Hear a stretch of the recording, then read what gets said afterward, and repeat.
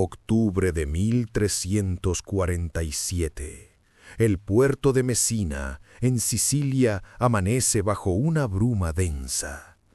12 galeras genovesas aparecen en el horizonte, moviéndose con una lentitud antinatural.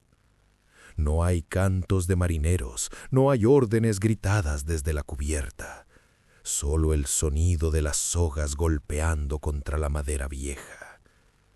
Cuando las autoridades suben a bordo, encuentran una escena que los perseguirá hasta la tumba. La mayoría de los marineros están muertos, apilados unos sobre otros.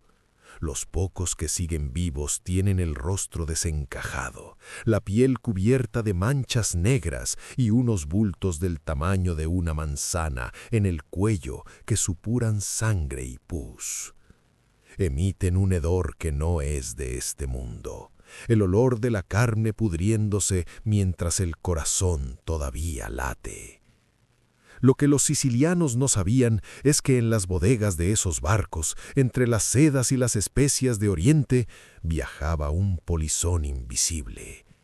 Un asesino que no necesitaba espadas para aniquilar ejércitos.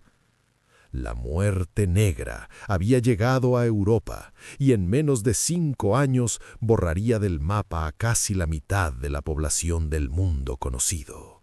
En el siglo XIV, la ciencia era una mezcla de superstición y sombras. Los médicos de la época, aterrados, culparon a la alineación de los planetas, al castigo divino por los pecados del hombre o a los miasmas, aires venenosos que brotaban de la tierra. Pero el verdadero culpable era mucho más pequeño y letal. Se escondía en el pelaje de las ratas negras que inundaban las sucias calles medievales. En ellas vivía la Xenopsila cheopis, una pulga cargada con la bacteria Yersinia pestis.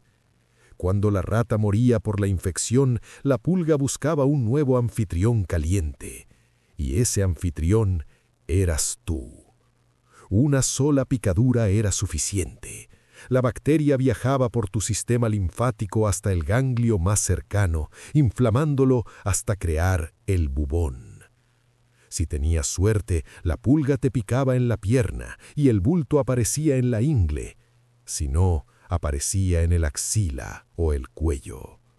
Pero no importaba dónde fuera. Una vez que el bubón aparecía, el reloj de tu vida comenzaba una cuenta atrás de apenas 5 días. Imagina despertar una mañana con un escalofrío que te hiela los huesos. Para el mediodía tienes una fiebre tan alta que empiezas a alucinar. Te duele todo el cuerpo, como si tus músculos se estuvieran separando de los huesos.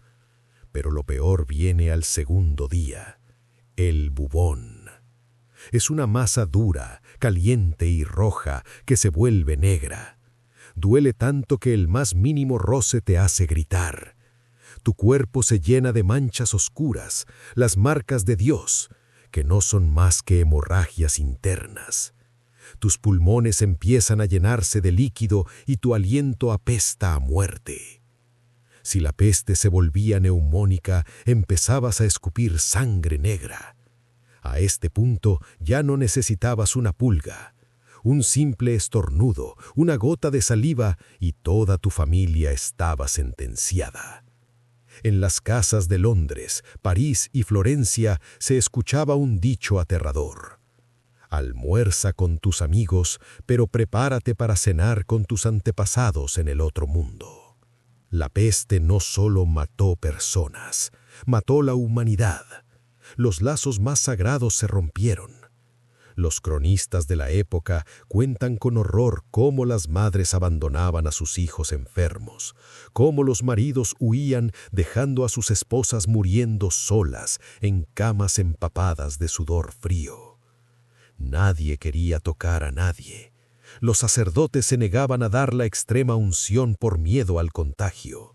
Los abogados no querían entrar en las casas para redactar testamentos. La sociedad se convirtió en una masa de pánico individualista. Las ciudades se cerraban por dentro, pero era inútil. La muerte ya estaba en las despensas, en las iglesias, en los dormitorios. El miedo era tan absoluto que se decía que incluso las mascotas, los perros y los gatos, morían al ver el sufrimiento de sus dueños.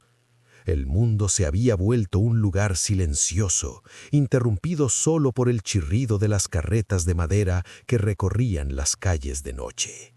Pronto los cementerios se desbordaron.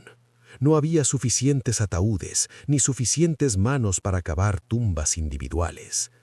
Fue entonces que nacieron las fosas comunes, tajos gigantes en la tierra donde los cuerpos eran apilados en capas, como si fueran lasaña, cubiertos con una fina capa de cal viva para intentar detener el hedor.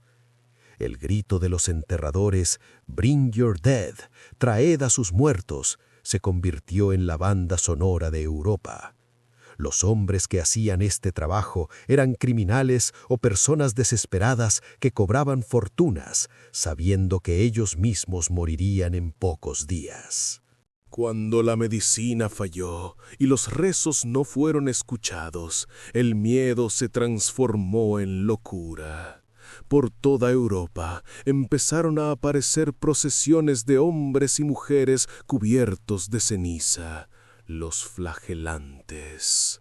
Convencidos de que la peste era un látigo divino por los pecados de la humanidad, decidieron adelantarse al castigo de Dios. Entraban en las ciudades en filas de a dos, con el torso desnudo y capuchas oscuras. Al ritmo de cánticos lúgubres, sacaban látigos de cuero con puntas de hierro y empezaban a azotarse las espaldas hasta que la sangre salpicaba a los espectadores. Creían que su dolor detendría la plaga. Durante 33 días, uno por cada año de la vida de Cristo, caminaban de pueblo en pueblo, extendiendo el terror, y sin saberlo, extendiendo también la bacteria en sus heridas abiertas. La fe se había vuelto tan sangrienta como la propia enfermedad. En los laboratorios de la Edad Media, la desesperación engendró remedios que hoy nos parecen sacados de una película de horror. Los médicos intentaban equilibrar los humores, aplicaban sanguijuelas en los bubones para extraer la sangre infectada, pero solo lograban debilitar aún más al paciente. Algunos recomendaban frotar los bultos con excremento humano mezclado con resina vegetal. Otros, en un acto de crueldad absoluta, abrían los bubones con cuchillos calientes para drenar el mal, provocando infecciones atroces. Se decía que beber oro líquido o comer esmeraldas molidas podía salvarte si eras rico. Si eras pobre, te quedaba sentarte en el humo de maderas aromáticas o, peor aún, vivir dentro de las alcantarillas, creyendo que el olor de los desechos espantaría al aire de la peste. El remedio era a menudo tan letal como la enfermedad. El miedo necesita un culpable. Cuando los flagelantes y los médicos no pudieron detener la muerte, la ira de las masas se volvió hacia las minorías. En toda Europa surgió el rumor de que los pozos de agua estaban siendo envenenados. La comunidad judía se convirtió en el blanco de un odio ciego. A pesar de que ellos morían igual que los cristianos, miles fueron arrastrados de sus casas y quemados vivos en hogueras gigantescas en ciudades como Estrasburgo y Maguncia. En un solo día, barrios enteros fueron borrados del mapa no por la bacteria, sino por la ignorancia y la crueldad humana. La peste negra no solo estaba pudriendo los cuerpos, estaba pudriendo el tejido mismo de la moralidad europea. Para 1349, la plaga había llegado a los rincones más lejanos. Aldeas enteras en Inglaterra y Escandinavia simplemente dejaron de existir. En muchos lugares no quedaba nadie para enterrar a los últimos muertos. El ganado vagaba por los campos sin dueño, cargando también con la enfermedad. Las iglesias estaban vacías, los mercados desiertos. El silencio era tan denso que podías oír el aleteo de los cuervos a kilómetros de distancia. El mundo parecía estar terminando, pero en medio de este apocalipsis algo estaba cambiando en la estructura. Para el año 1353, el gran incendio de la peste comenzó a apagarse, pero el paisaje que dejó atrás era irreconocible.